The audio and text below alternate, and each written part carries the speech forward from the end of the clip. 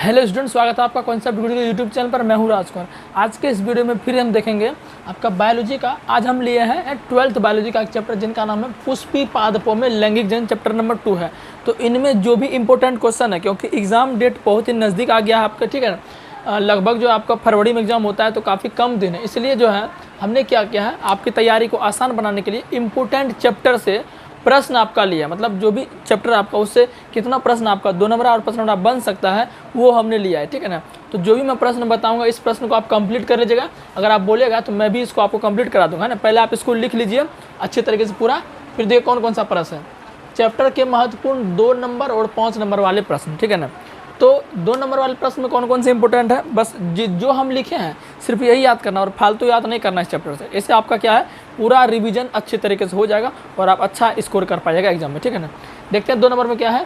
पुंकेसर तथा स्त्री केसर, पुंकेसर तथा स्त्री केसर का नामांकित चित्र बना। मतलब पुंकेसर जो आपका पता है कि फूल में होता है 2, एक होता है पुंकेसर, एक स्त्री केसर। तो पुंकेसर का अलग चित्र बनता है, स्त्री केसर का अलग बनता है। तो उसका कह रहा है नामांकित चित्र बनाने के लिए। इसका बोलेगा तो मैं तुरंत आंसर करा दूंगा, ठीक है ना।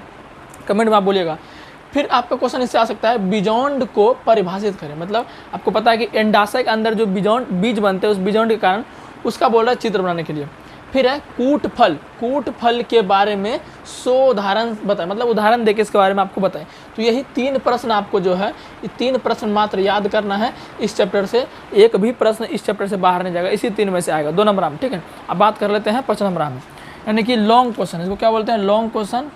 लॉन्ग क्वेश्चन जिसको आप जो है दीर्घ उत्तरीय हिंदी में बोलते हैं, क्या बोलते हैं, दीर्घ उत्तरीय प्रश्न।